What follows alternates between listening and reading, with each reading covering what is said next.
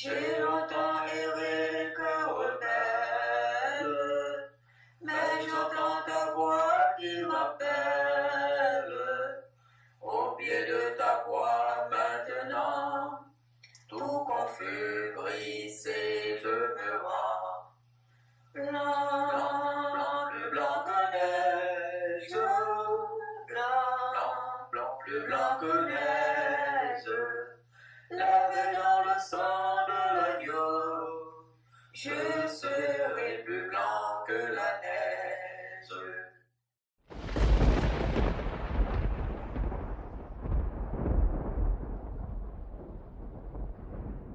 Jésus, par ton sang précieux, enlève mon iniquité.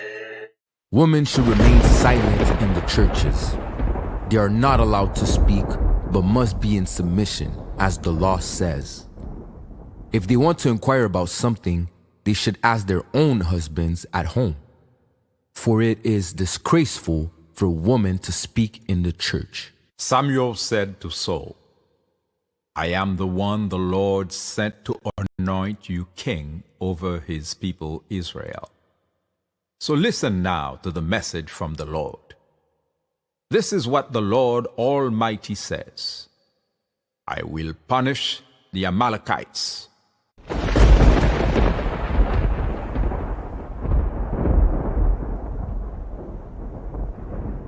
Jésus, par ton sang précieux, enlève mon iniquité. Regarde-moi sur les cieux, dis-moi que tu m'as pardonné. J'ai longtemps erré cœur rebelle, mais j'entends ta voix qui m'appelle. Au pied de ta croix maintenant, tout confus, brisé, je me rends.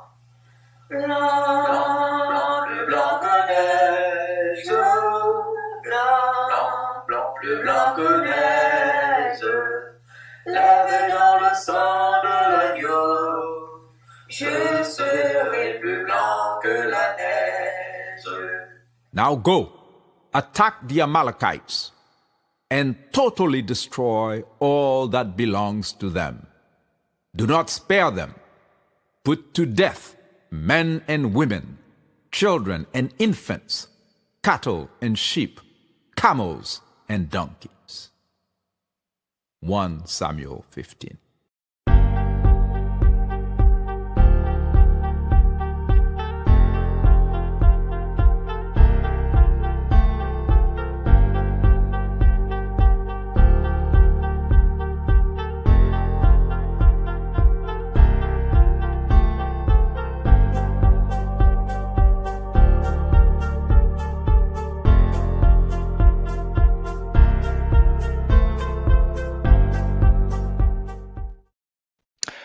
Greetings, brothers and sisters. It is my honor, my privilege, and my pleasure to welcome you to this fourth episode of God is Not White.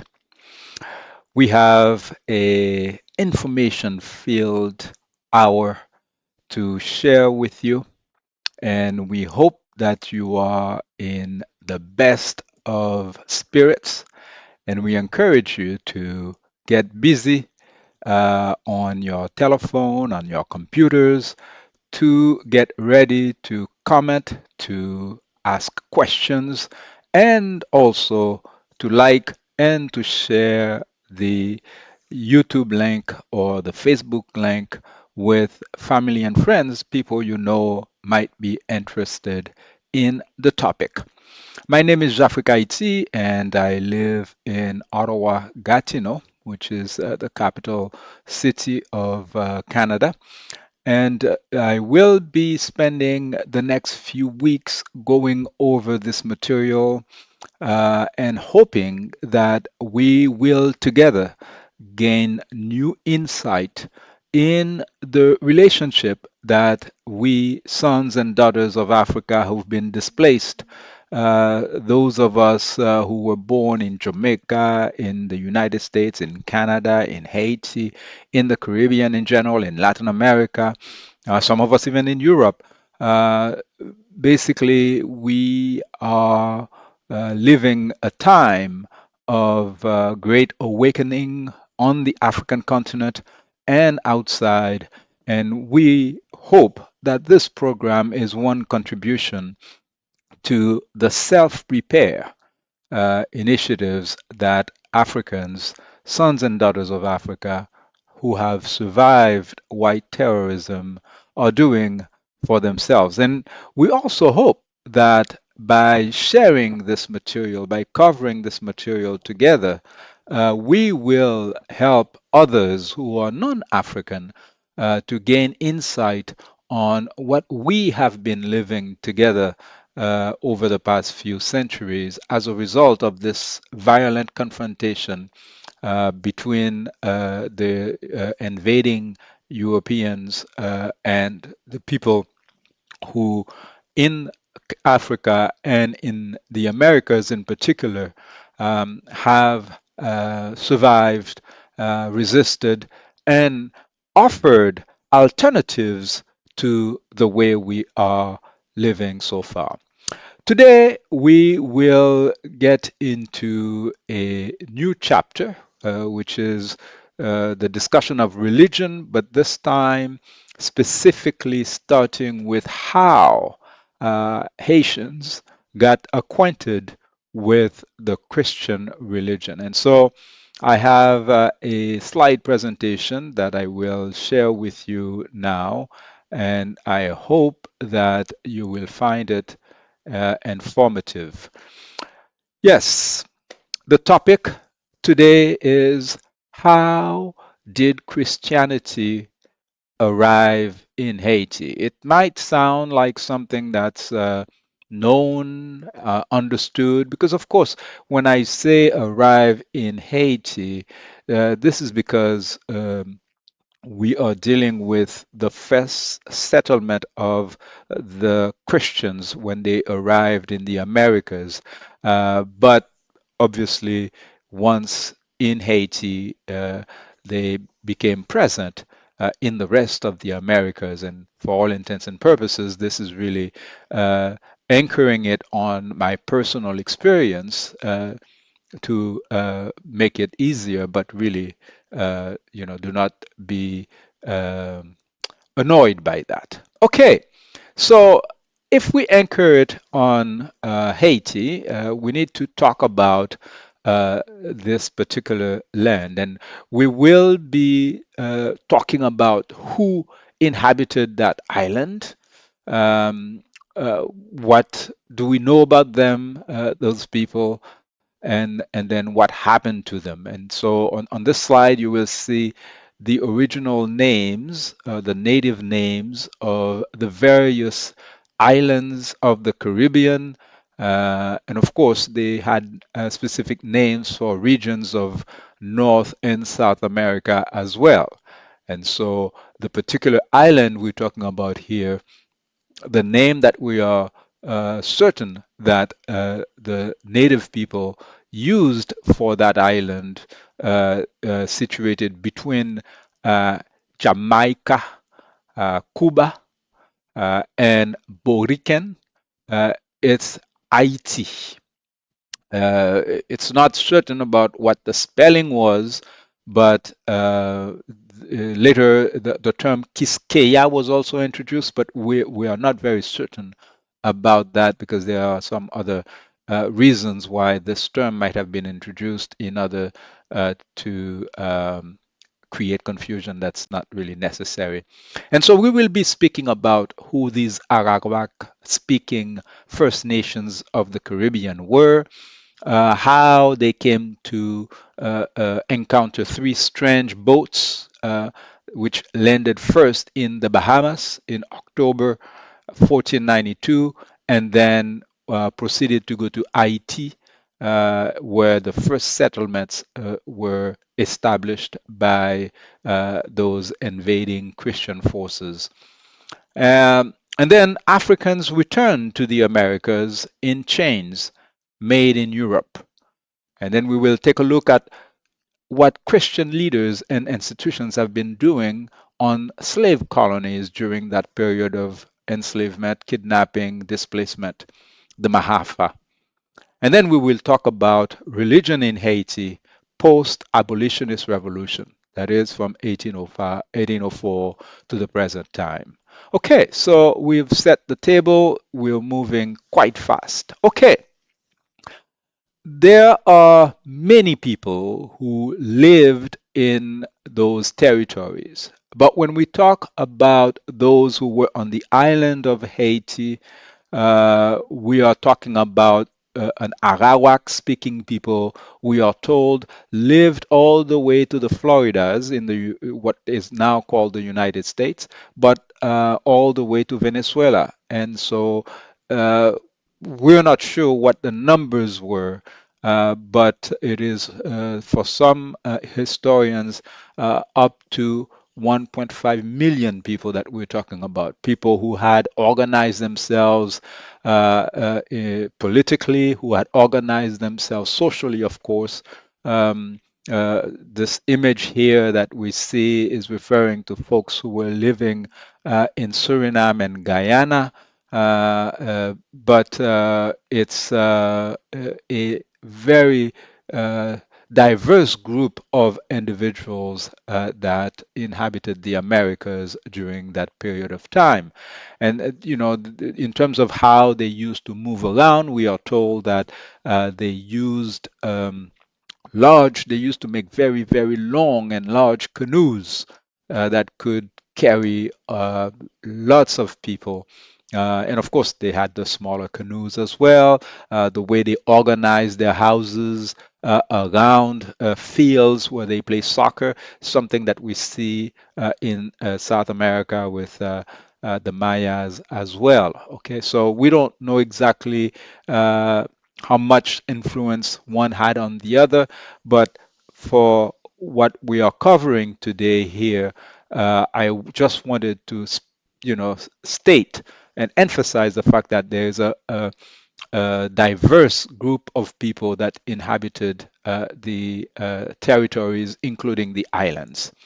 The island of Haiti itself was organized around 5 what you could consider kingdoms, and with the various names that you see here, and each of them had a cacique who was leading it. And as these people were on that island, living there, going about their businesses, they saw 3 boats that were not of the kinds that they built. That is the bois fouillé.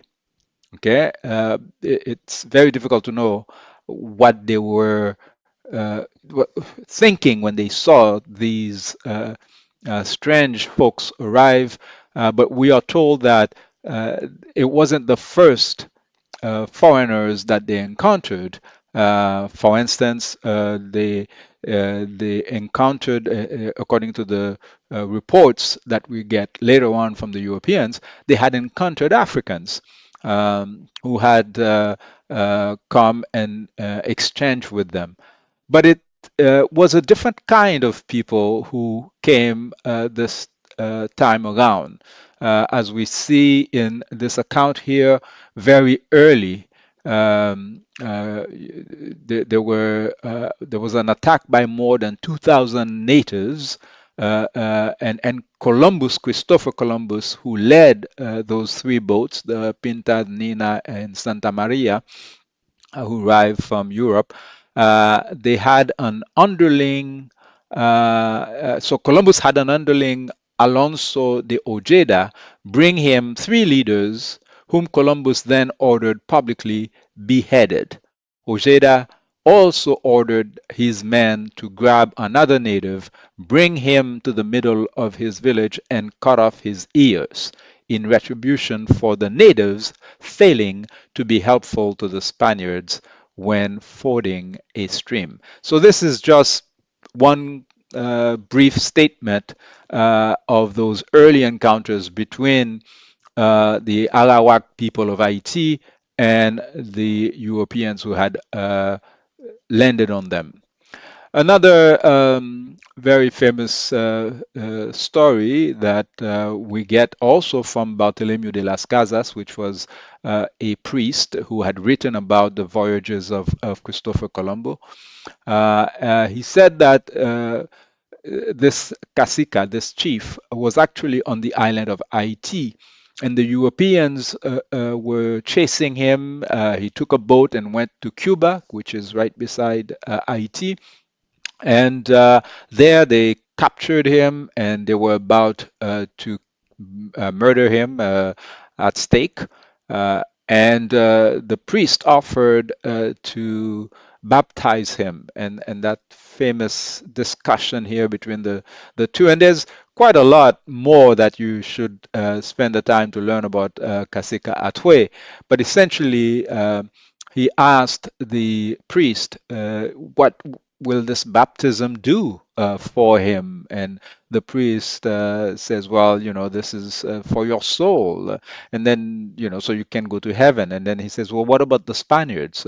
What happens to them when they die? And then the priest says, okay, well, if they are baptized, they will go to heaven. And Atwe said, well, that's all I need to know. I don't want to be baptized, because he doesn't want to go wherever those Spaniards are going. So anyways, I'm paraphrasing. You can check the accounts, but the numbers here are important. In Berggreen's book, we read that Columbus ordered 1,500 men and women says, letting 400 go and condemning 500 to be sent to Spain, and another 600 to be enslaved by Spanish men remaining on the island. About 200 of the 500 sent to Spain died on the voyage and were thrown by the Spanish into the Atlantic. So certainly these weren't the love boats. These were invaders, and their behavior was all about genocide. Population figures from 500 years ago are necessarily imprecise, but Berggreen estimates that there were about 300,000 inhabitants of Haiti. Of course, the term Hispaniola is not one that I use. That's what the crazy white invaders desired to call the land, because very narcissistic folks want to see themselves everywhere.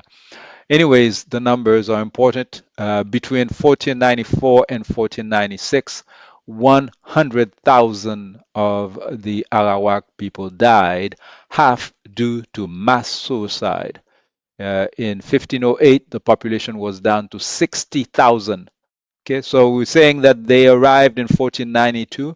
By 1508, we were already down to 60,000. By 1548, it was estimated to be only 500. No other word for it but genocide. And so, yeah, how did this happen? Well, this was the way of the Europeans at the time. And it was early in 1441 that the Pope, the leader of the church in Rome, decided, that the Pope's name was Nicholas V, that Portugal had the right to enslave any and all people they encounter south of Cape Bahador on the coast of Western Sahara, which is Africa. About midway through the bull, which is the document you see on the left there, the Pope declares all sub-Saharan Africans henceforth be held in perpetual slavery. And so from the very beginning, the church, religion, was an instrument for the attacks, kidnappings of Africans, enslavement and displacement of them across the oceans to bring to Europe, to bring to America, etc. And so this is how Africans who were in the Americas before as civilizers or bringers of knowledge, now they were in a boat as enslaved individuals. You may consult several books, such as the one by Ivan Van Sertima, They Came Before Columbus, or more recent publications like the one that I'm quoting here, talking about African King Massa Abukari II. They use the term discovered America. Of course, this is actually not an appropriate word because, of course, there were people there and these people came from other places to get there. So no one discovers anything, nor the Europeans, nor the Africans. And in fact, there are stories about Chinese presence in the Americas also around those times. And, and you can see the genetics are now being understood in terms of, why do we see some features of the Mayans, etc., that kind of remind folks of our Asian brothers and sisters in China, or those humongous monuments that we see in Latin America, in South America that are or Mexico, that are reminiscent of what we see on the African continent, whether it is the presence of the Egyptians there.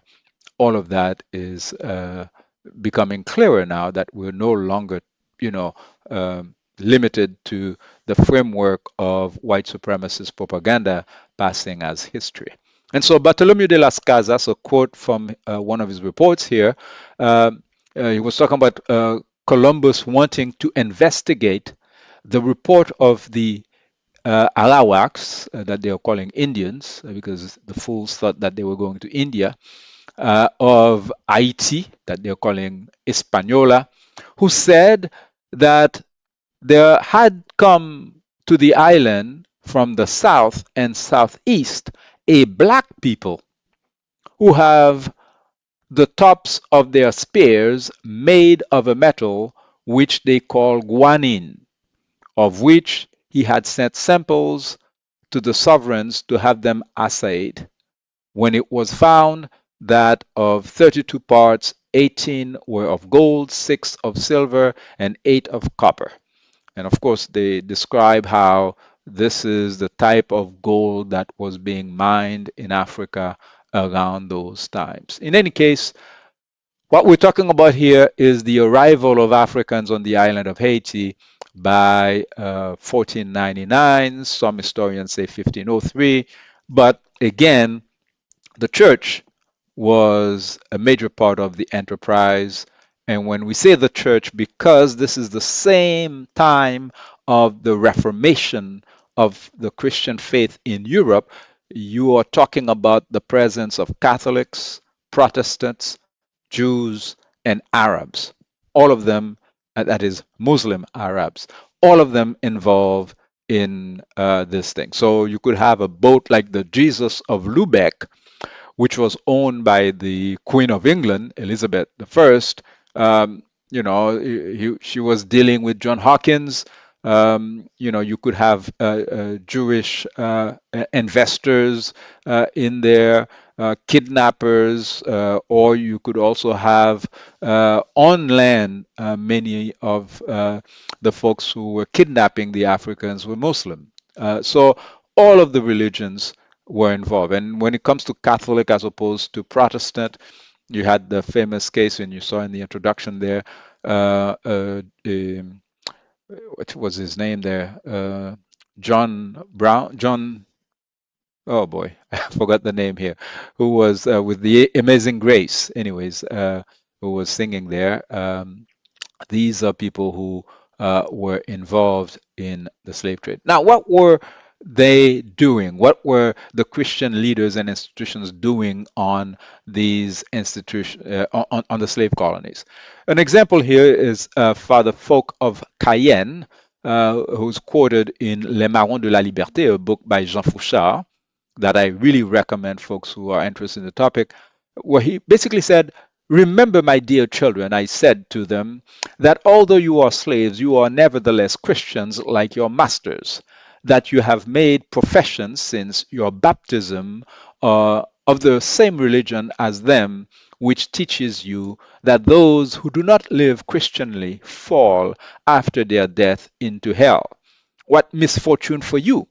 If after having been the slaves of men in this world and in time, you become slaves of the devil for all eternity.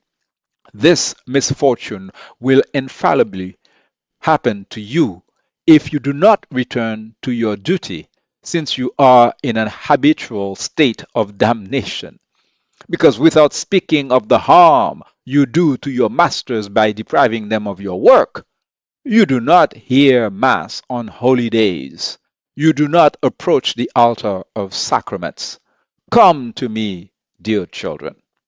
So, I don't think we need to labor on that. Now, if you look at those quotes from Montesquieu, and then remember that this was the time of the so-called Enlightenment. And people were writing about all kinds of philosophies, and from the French, the British, etc. Well, you would expect some of these people might have raised their voices against this practice of kidnapping and working human beings to death, including children. Well, here are a few quotes from Montesquieu for your own analysis. "If I had to justify our right to enslave Negroes, this is what I would say. Once the peoples of Europe had wiped out the people of America, they were obliged to enslave the peoples of Africa because they needed someone to clear the land in America. Sugar would be too expensive if there were no slaves to cultivate the plant it comes from. The people in question are black from head to foot, and their nose is so squashed that it is almost impossible to feel sorry for them. The mind will simply not accept the idea that God, who is a very wise being, would have put a soul, especially a good soul, into a completely black body. It is impossible to believe that these people are human beings, for if we did believe them to be human beings, we would have to wonder whether we ourselves are Christians." Montesquieu. Now, some say this is meant as irony, not to be taken at first degree.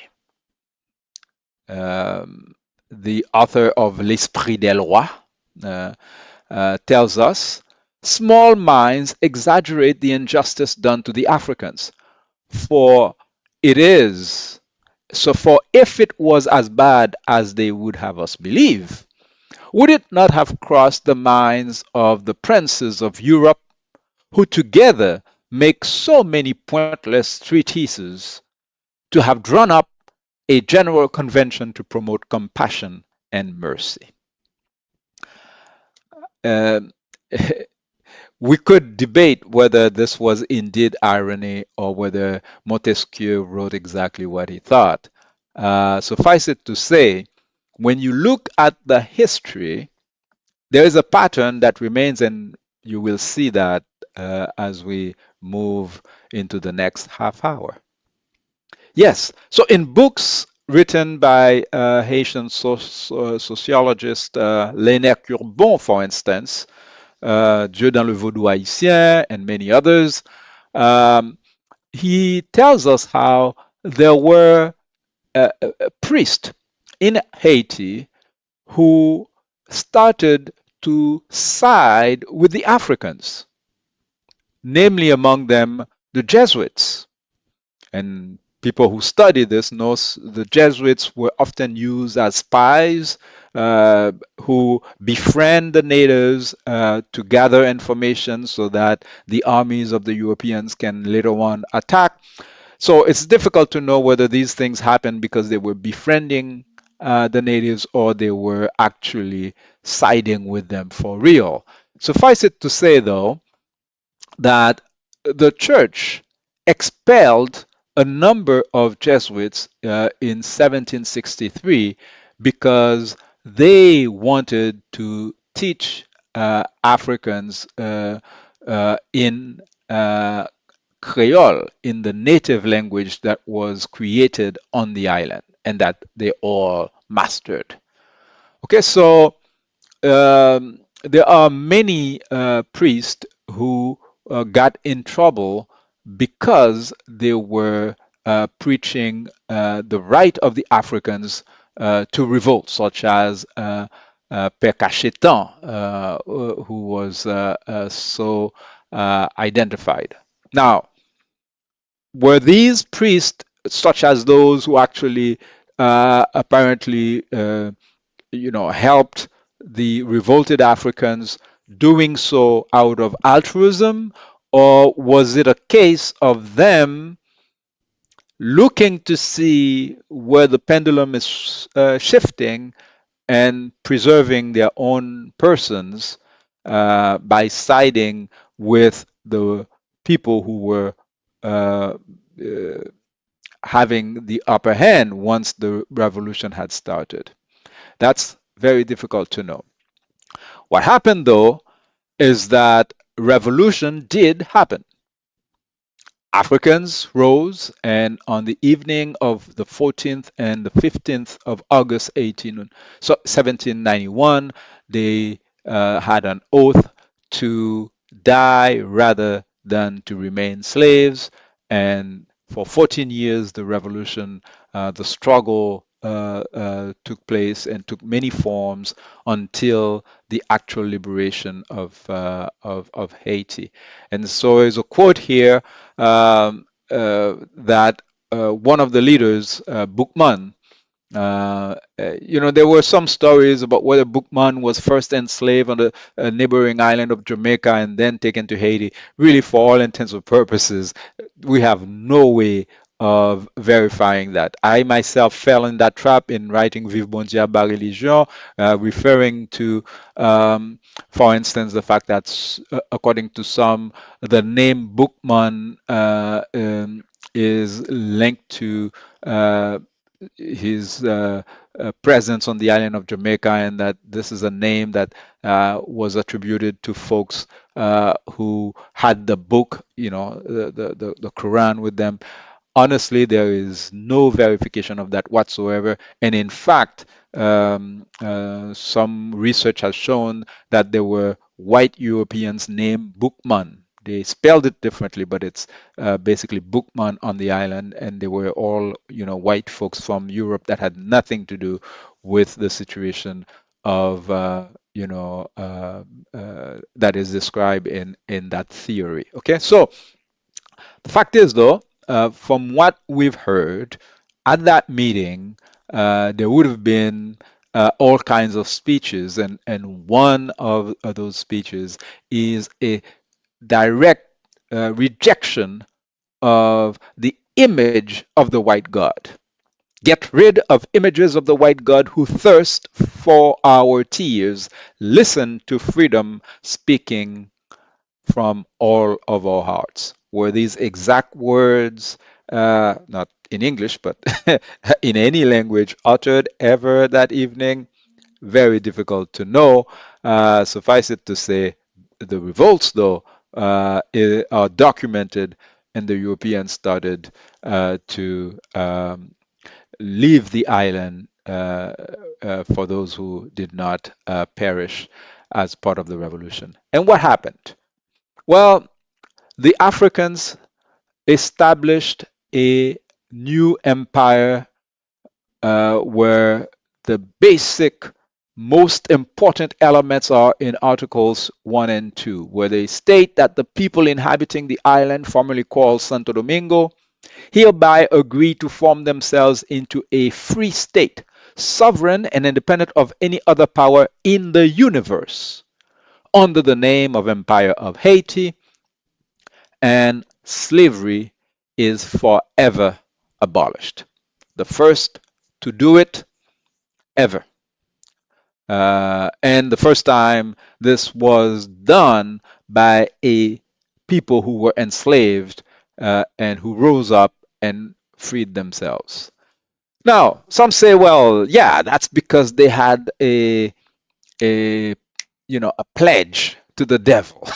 That's what that fool Pat Robertson said after the earthquake in Haiti. I don't know what he's saying now about the fires in California. But nonsense like that is being uttered in our generation. But here is the actual text of the founders of Haiti. We, and the long list of names there, as well as in our name as in that of the people of Ayiti, who have legally constituted as faithfully organs and interpreters of their will in presence of the Supreme Being. They did not say in presence of a little red being with tails called devil. These Africans did not have a concept of devil in their natural habitats. Of course, they were introduced to this imaginary being by the Europeans. But here they're referring to the Supreme Being, before whom all mankind are equal and who has scattered so many species of creatures on the surface of the earth for the purpose of manifesting his glory and his power. Of course, they use the male pronoun here. By the diversity of his works, in the presence of all nature, by whom we have been so unjustly and for so long a time considered as outcast children, do declare that the tenor of the present Constitution is the free, spontaneous, and variable expression of our hearts, etc. That's the introduction of the Haitian Constitution. And what do they say about religion? The law admits of no predominant religion. The freedom of worship is tolerated. The state does not provide for the maintenance of any religious institution, nor of any minister. Well, this was very short-lived. Very quickly, when the mixed-raced, mostly confused Africans took over under the leadership of Alexandre Pétion, their obsession was to gain the approval of Europeans, their oppressors. And so in Article 48 of the Constitution that they promulgated in 1806, after assassinating the founder, Jean-Jacques Dessalines, whose constitution we just read from, looking at those three main articles that deal with religion in a very advanced manner, because remind you that during that period, the United States and Europe were still dealing with religion in a different manner. But here, Pétion says the Catholic, Apostolic, and Roman religion, being that of all the Haitians, he so declares, is also declared to be that of the government. It shall be particularly protected as well as its clergy. All other religious denominations are tolerated in the Republic, conforming themselves to the law, to the laws.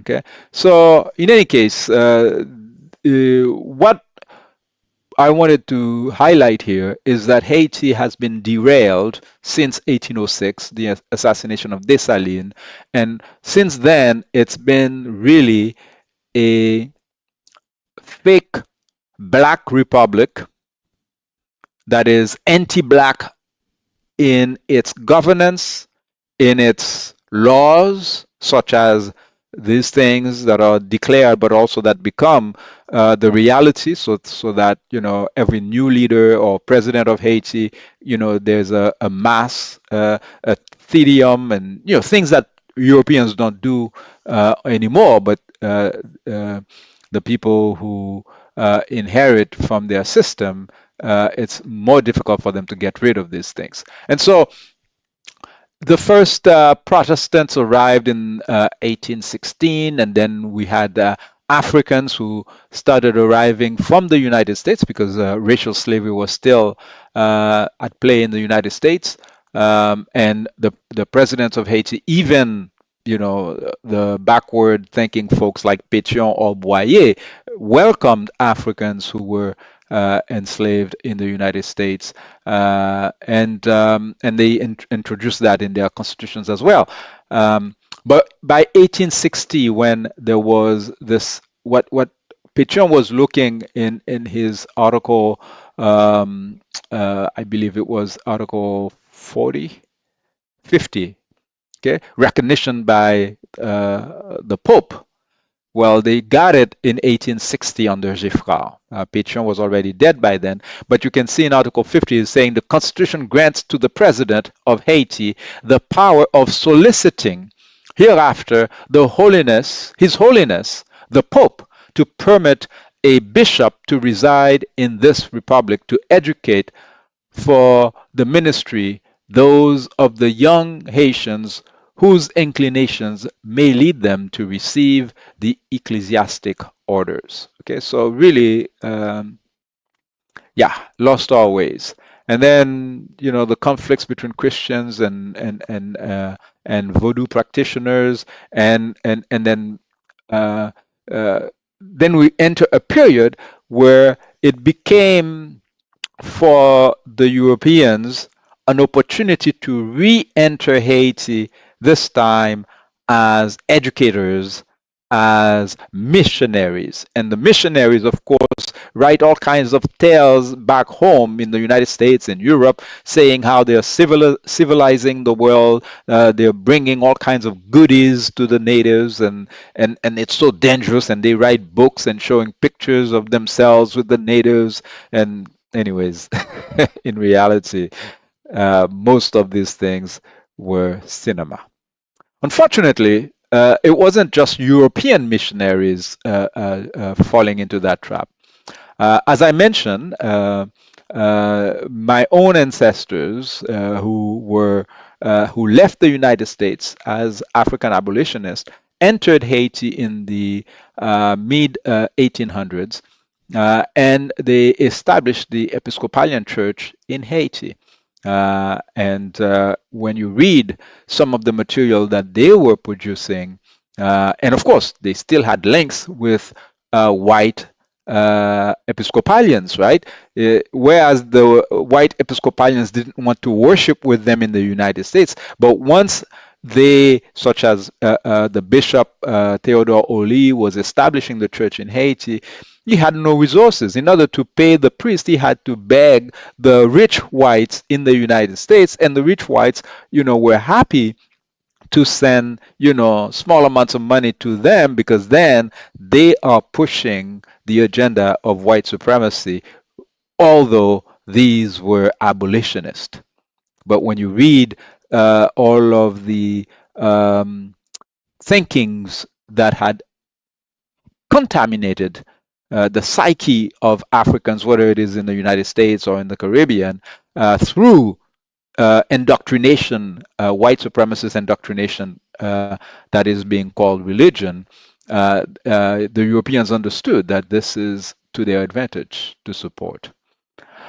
So, a very brief timeline here. Very quickly, if you look at the role that religion had played, it never changed really from the onset.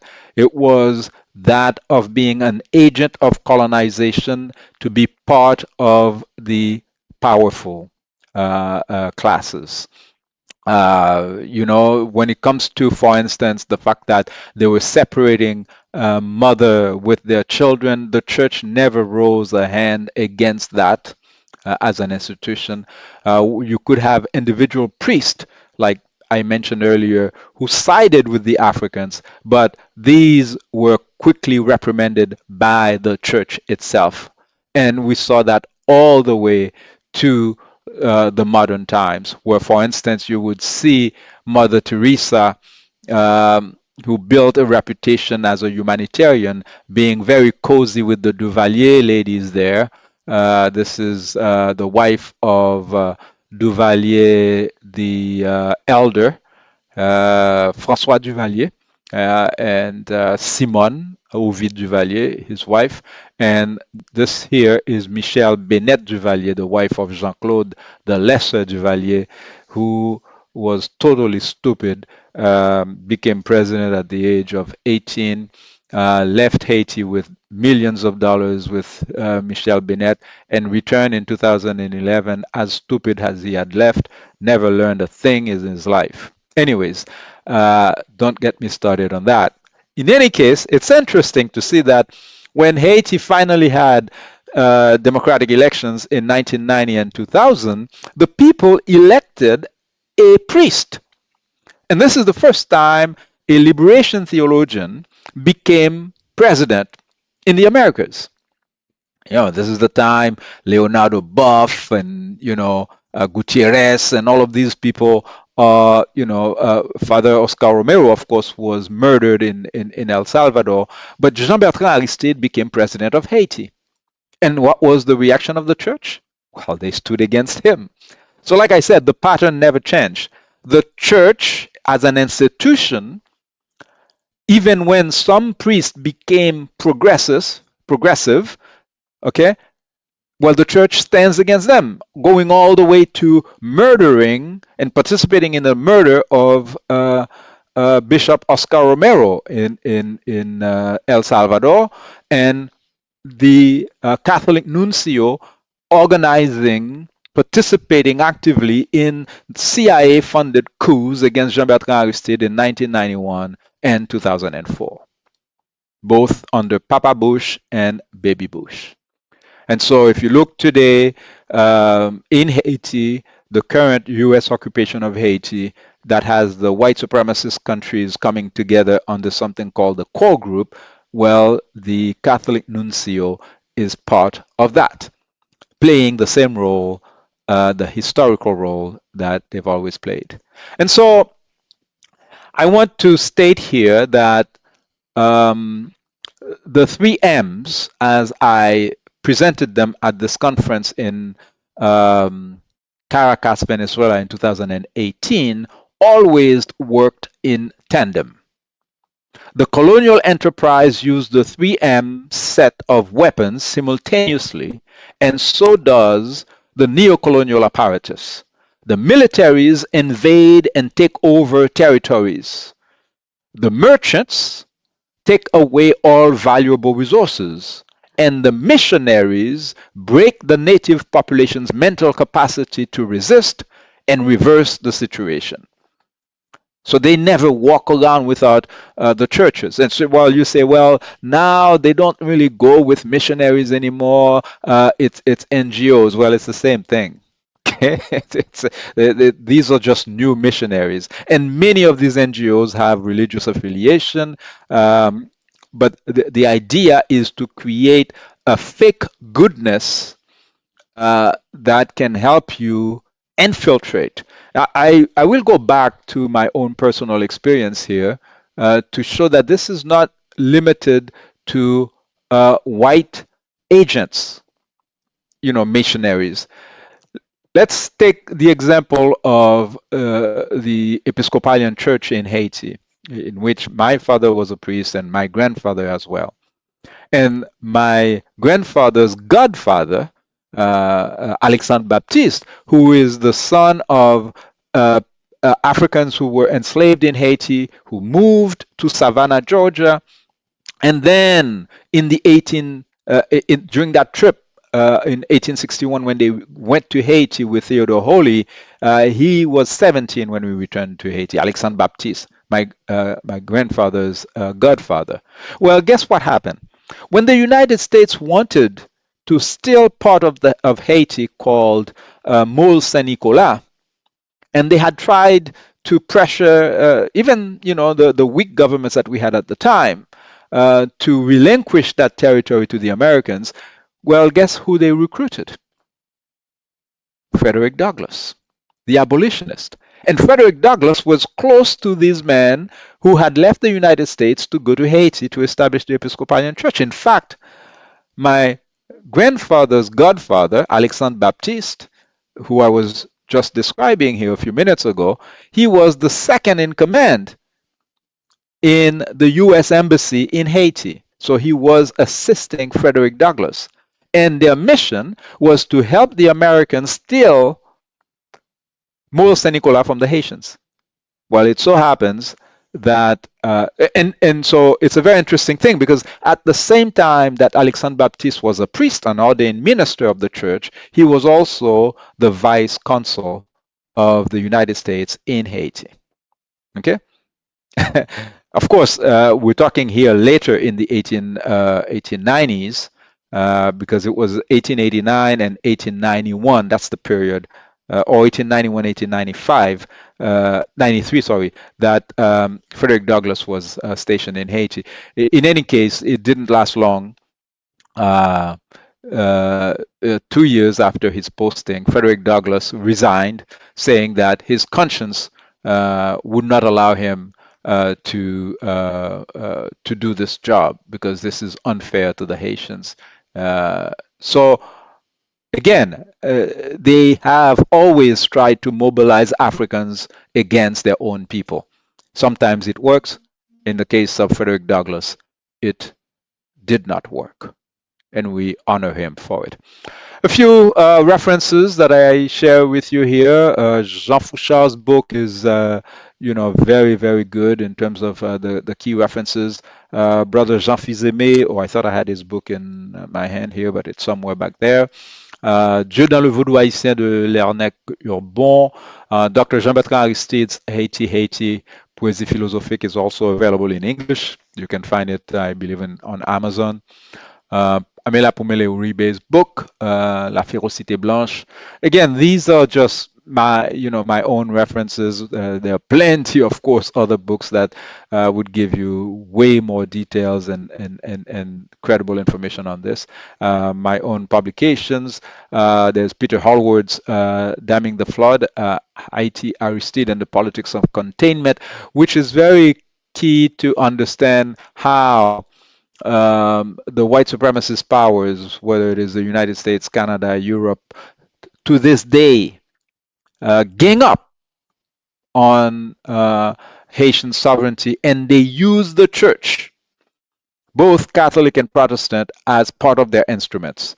The film Haiti Betrayed by Hélène Brière chronicles also the resistance to this, as well as the film by Kevin Pina, We Must Kill the Bandits, which I would recommend. You may also take a look at my website. In fact, I want to encourage you to take a look. When you go on the website, jafricahaiti.com, you can go on, there's a God is Not White, and there you can see the shows.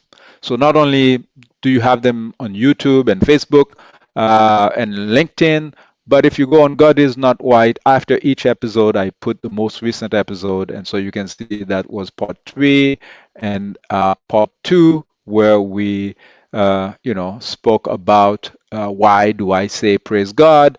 And then on part 1, where I introduced the program, I gave you my personal trajectory with this issue of religion and the experience of Africans with Christianity. And so I thank you for having taken the time to not only follow this program today, but I believe you have also shared it. I hope you have done so. And as I mentioned in the banners below, do not hesitate to write to me in between programs or comment directly on the programs. Later on, we will be in the coming week discussing the creation of the Christian faith. How it got established, and also we will go into some depth of analyzing the writings, the history of how the Bible was written. Who wrote those books they calling the Word of God? What are we seeing here? Are these words of God or are these words of human beings? And can we see the fingerprints of human beings in this book? And so, of course, you can already suppose what my conclusion is, but we're going to go systematically to demonstrate why,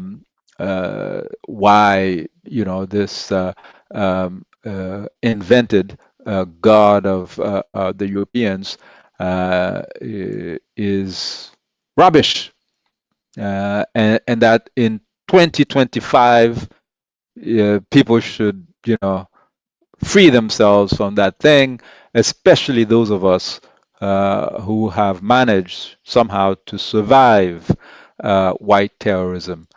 I will now see what some of the comrades have been saying. Great topics to cover. It sucks all of our brothers and sisters have to fight their religion all over the world as well. Yes, yes, yes.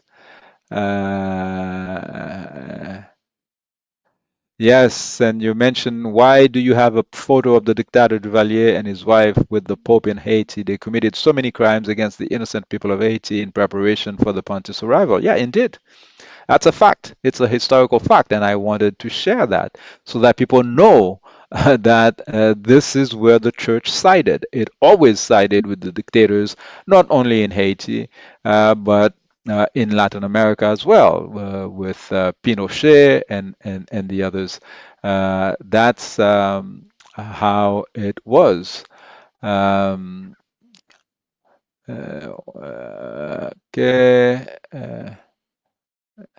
Let's see. Please keep going and producing knowledge. Our history is a good. This is a gold mine, and your work is greatly appreciated. Oh, thank you so much, Rendell. Appreciate your comment. And I really encourage those of you who are in the New York City area to take note that I will be in New York, if everything goes well, this Saturday. I have a presentation with Caribbean Archives and Komokoda. Please check out my Facebook link at J'Afrique Haiti, as spelled there, and you will see the details of where I'll be speaking. And these are free events, and I'd be happy to meet some of you and exchange there. Is Hedrax, Soldier of Christ, fire. Holy Spirit revealed this to me. Wake up, Haitians, men and women. We need to pray together. All these invaders will leave Haiti alone. Brother Dessalines did not pray. Okay, our ancestors have been praying for way too long. We need to open up our eyes and deal with the thieves. Because the thieves are not praying. They are dropping bombs, they are selling weapons, they are doing all kinds of stuff. This brother says, yes, Haitians are Hebrews, God's people. We are the Hebrews from the Bible. So that's an interesting conundrum, eh? Now, imagine if it was our God who was the God of Joshua 10, who stops the sun in its course so that Joshua can have enough daylight to murder the Amalekites and steal their land. No, thank you. We don't need that kind of God. We don't want that kind of God. If you look at our history, when Africans had the upper hand, such as when we were leading Kemet under Pianki, one of the great pharaohs that we had, they went around civilizing for real, introducing algebra, all kinds of chemistry, all kinds of knowledge that they shared with the Europeans, that they shared with other Africans. And also, they did warfare, okay? But it was warfare in a defensive manner. I'm not, angelizing it. That doesn't mean it was always the case and the only way that it happened. But the particular case that is in the book written by Henri Aubin, The Rescue of Jerusalem, which is also chronicled in the Bible, is quite interesting. And so I'll leave you guys with that thought and bid you to show up at the same time, same place next week.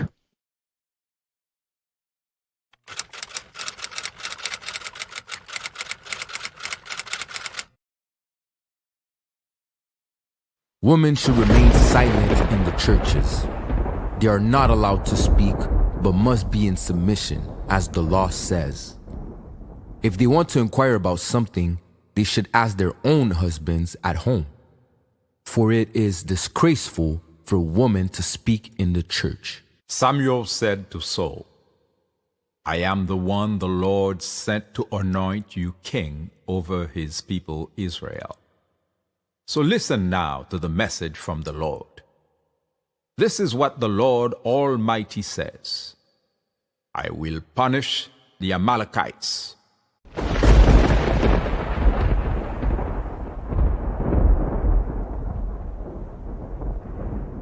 Jésus, par ton sang précieux, enlève mon iniquité. Regarde-moi sur les cieux, dis-moi que tu m'as pardonné. J'ai longtemps erré cœur rebelle, mais j'entends ta voix qui m'appelle. Au pied de ta croix maintenant, tout confus, brisé, je me rends.